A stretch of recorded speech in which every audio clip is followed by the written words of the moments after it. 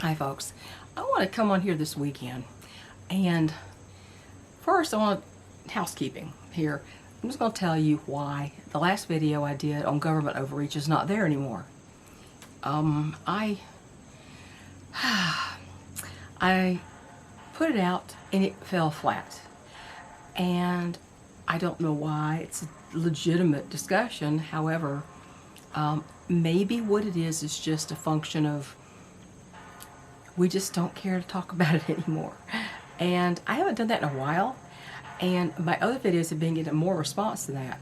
So I think probably people are just kind of over it. They've heard it all, they can't do anything about it, therefore, I think there's done. And I honestly don't blame you. I was done myself.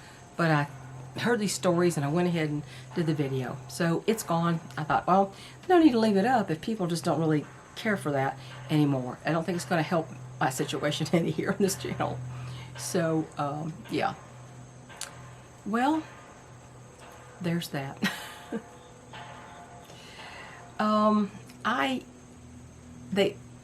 My aggregator of my book shipped the proof copy, and it was supposed to be here today, but I think it'll be here on Monday.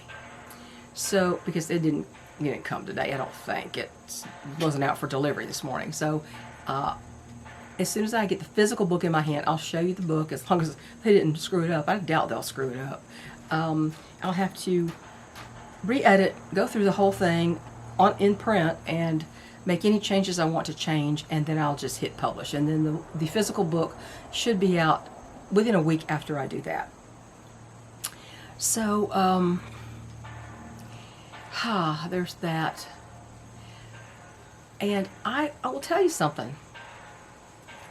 I figured out that I'm the same kind of writer as I am a quilter.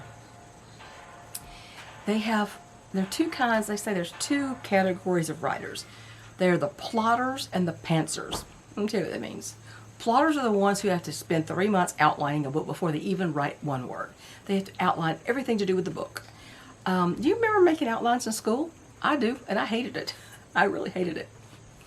I can discipline myself if I wanted to, but it's like, how do you make an outline for something that you don't really know how it's going to end in the first place? How do you outline something where you don't know enough to outline it?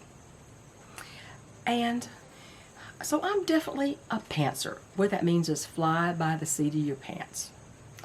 Get it all written out, just gush it all out on paper or on the computer.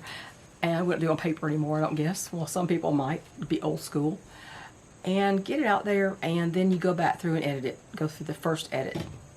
Well, that's kind of what I'm doing now. I kind of do a lot of editing as I go along, but it can bog you down if you've got ideas on what you want to go next. And I've had a lot of new ideas just from writing up to this point. I think I've got like 5,700 words or something. I'm going for 10 times that. I don't know. Yeah, 10 times that, but we'll see. And I've had a lot of ideas about subplots that, not confusing ones, but just really, it's legitimate, normal ones, and I think it's going to make the entire thing a lot more interesting. I think it's interesting anyway, because it's the kind of book that I want to read most of the time. So, you write the kind of books that you want to read, and you write it so that you think it's interesting. And I think other people will too. Now this is a fiction novel. This is not this book's coming out. Same aggregator is going to do that. And I think this is going to do print first. It may not even go to ebook. I think it's going to do print. So we'll see. We'll see how it goes. I'm still trying to figure out the cover of the thing. I've got my son, who is also an author of 2 books, and we're kind of brainstorming on cover ideas here. But I mean, having written the book and stuff, there's plenty of time for that. But I found out that, I'm definitely not a plotter. I'm there's another word they use for pantser, which just means, fly by the seat of your pants. You just get it all out and you don't have an outline. You just go, and you just, as one guy said, meet the soul of the reader. And so it's going. It's not getting outlined, but it's going. But I found out, I just realized this morning, you kind of quilt the same way. I free motion quilt. I don't quilt with a walking foot, doing straight lines, straight parallel lines like a lot of people do. A lot of people do just straight lines and cross hatch them and all kinds of stuff, or make different shapes, but it's all straight lines. I've never been drawn to that myself. That's why I do free motion. And after a while, I called myself a Top Gun quilter, meaning I have a need for speed, just like in Top Gun.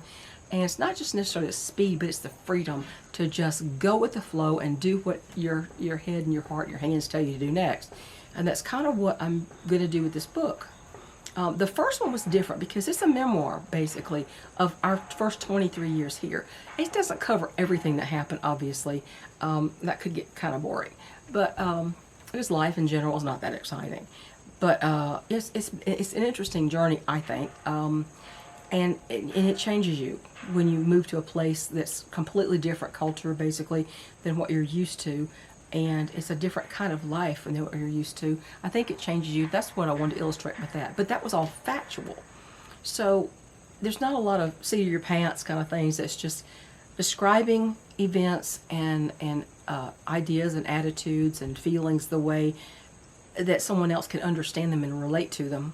And that's what I was doing with that. So fiction's a whole different ballgame here. And I've had ideas for fiction books before, but this is the first one I've ever started actually writing. And as I'm talking to my son, he goes, I'm a couple of thousand words into a new book. I went, yay for you. So, and his has been out for years, and he's got flat. His sales went flat, and I said, "Have you thought about the covers? Change the covers, refresh the covers," and he did. And anyway, we're kind of talking about how he can revive the sales of his books, which have been out for quite a while. And his is a whole different genre. It's like fantasy, science fiction kind of stuff. It's not like mine. But anyhow, I got two people in this family who like to write, and my husband has ideas, but he doesn't know how to write them down. He can do a Bible study with no problem, but he can't organize his thoughts. He's got great ideas for stories, but he just can't implement them. And I don't think he has the energy or the want to at this point in his health journey to do that anyway. So yeah, I'm the same kind of quilter than I am a writer, I found. And maybe it's because maybe I'm not a plotter or an organizer, because I'm just such a rebel in so many ways. In a lot of ways, I'm just, I don't go with the flow exactly, and I don't just bow to popular opinion, that kind of thing. I don't know what it has to do with, honestly. I just realized you're the same kind of writer that you are a quilter. So I just found that an interesting revelation. Oh, people are whizzing around on ATVs out there, so if they come this way, sorry about that. They're a pain. This is Labor Day weekend though, right? So, company. Anyway, forget that. Today I saw a guy, I heard a truck, and I looked out my back door, and there was some big truck coming up from the bottom of my property on the power line easement road. And I'm always suspicious and watch out for these people, because it was a truck, a big, I don't know what kind of make truck. It was black, and it had an open bed, but the bed had those wooden slats, horizontal slats on either side, and there was some big rail like I thought of an iron bed railing out the back of the, like an iron headboard. It was sticking out the back of the tailgate, and he came up this way, and he turned down, and took him a while to go out. And my husband says, I hope they're not dumping things down there. I said, I guess I'm going to have to go see, because I don't have a drone to send down there to see. So I suited up, which means I got my walking boots on, and I was going to get my walkie-talkie, which we have walkies, and if I go down there, I take one, and we turn them on, and he has his, so I can alert him to a problem. But they were dead. I used them in such a long time, so I just took my cell phone down there, and I walked down there. And the bottom of my property, it's basically 3 lots. The bottom of my property it's close to 100 feet lower than where this house is. according to the topography maps. It's lower at altitude. So it's not super steep or anything going down. Coming back up, you're like, oh, this is kind of a hill. It's kind of a hill. But I went down there and I saw where the truck had come in, flattening the grass that grows in the middle of the road, because it's not a maintained road. If it's the only time grass gets cut on the roads, if we cut it. And so I saw the tracks where they come from the bottom from somewhere and come straight up past my house and turn, and I didn't see any evidence that they turned onto my property down there at the bottom. A place called we call the driveway, because that's where my tree feller brought his equipment in at the time, and it kind of has a driveway at the very bottom lot. So I didn't see any evidence of that. So I don't know what they were doing. There's no reason for them to be here because there's no one who lives down here except me. I'm the only one on my street, and nobody lives down there. Unless he wants to go to the back of somebody's property, which is what he was doing with me. Came from the back of my property.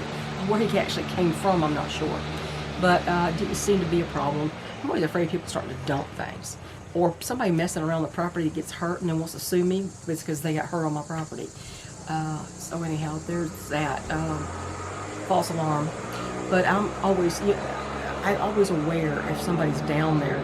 I just wish I had a drone sometimes so I could send it down there to check. Because it's worth checking out. You never know what somebody's going to do on your property. They could camp out down there, and I wouldn't know it unless I checked down there periodically. And the grass is so tall, I don't want to walk through there and get ticks on me. And so that's another job that needs to be done, is to beat back the grass down there so I can walk the property line. So that's all that's going on today, other than the ATV show over here. I don't know. People have a lot of money to put gas in those things. I just don't know how they go round and round in circles and let their kids do that. And it's like, how do you afford all the gasoline money? Because that wastes a lot of gasoline than just running around in circles. Who knows? Let's see, what else is there? I don't know. We have a lot. Today is like 80 degrees. And it's supposed to, it looks like it's getting kind of cloudy, overcast. It's supposed to have a sprinkle or something today, but for the foreseeable future, it's going to be 70s, down to the low 70s, and temperatures down into the high 40s. And that's nice. That's very nice. So far, and Nathaniel, Angus, Ethel, Hazel, Tally, and Hannah, they're all doing good. So far, so good with the boys. Angus is really smart. The first time today, he's been doing head feathers. You know when they grab him by the head feathers, and like punching a girl in the arm in 4th grade? They grab by the head feathers at first, but the girls are not interested yet, so the boys get there before the girls do. And it's kind of like humans, I guess. But they grab by the head feathers, which is how Ethel almost got scalped that time. She was way not ready. And today I saw Angus just about mate her. She actually did the squat thing with her shoulders out. And he was just too clumsy. So it's getting there. They're getting to be really mature, and he's huge. He's just really expanded. He's so handsome. So I'm very pleased with the core group that I have left. I don't really need both boys, but I need an heir and a spare, I guess you'd say. The king and the prince, right? I don't know if there's anything else. I don't want to ramble forever. I just want to get with you and talk about that stuff. And that's why that video disappeared. I decided to take it down because I guess people are not really interested in that at the moment. I mean, there's so many other channels, hundreds of other channels, talking about all that kind of stuff. Hundreds. And when I get the book, the physical book, I will show you. I'll bring it out here to show you on camera how it looks, the actual physical book.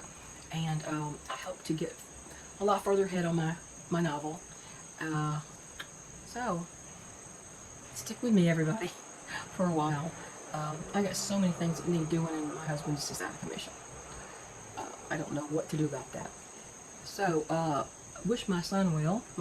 My son Arthur. He's really got it going on up here, I tell you. My other son's smart too, but he's more on the artistic side of everything.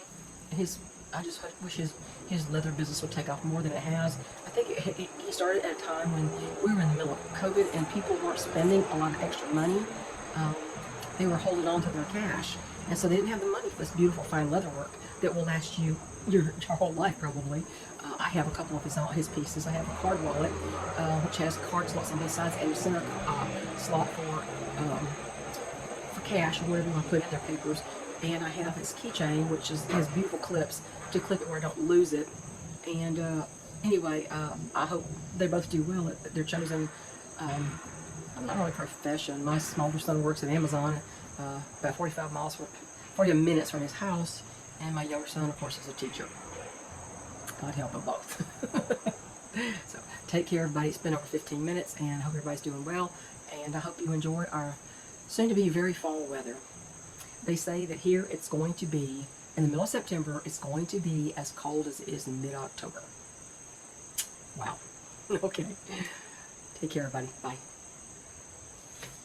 Y'all, irises are still blooming. There's still blooms on that. Look at that. It's only this variety. It was in a variety pack. But I'm telling you, I think that, and that's got another one on there too. That one's got another one on there too. I've never had irises blooming in September. This must be a reblooming variety, because I've heard there is such a thing. But all these little cheapy packets, the little bags I've gotten of just varieties, I haven't ever come across a reblooming. It's never rebloomed before. It's the same irises that have been here for years. The soil conditions must just be better this year. Girls, what are you doing in the rolls of fencing? Boy, I tell you what, that's a great place to hide from a predator. Look at it, they went into the roll of fencing. There's 2 of them in there. Oh my gosh. Look at there, buddy. Your girls are in there. Look at that. How you gonna get them out? How you gonna get them out? Oh my goodness, that's not gonna help you get them out. And look, I think somebody else is about to go in there. Oh gosh, y'all are funny. You are funny. You guys are funny that way. What's going on, Nathaniel? What you doing to do with the girls in there? Look at them. Look at them in there. Look at the girls in there, Nathaniel. What's going on with your girls? Huh? What's going on with your girls? I don't even know. I'm came out here to get you guys into the pen. I guess I better go ahead and do that. Hi, Miss Julie. You are so slow motion right now, darling. Poor Julie. She weighs, I don't think she weighs but a pound. She's so light. She's just so light. I hate losing them this way. I really do. But there's no cure. There's nothing I can do. She's already gone down this far and then actually rallied and come back. But I don't expect it to happen a second time.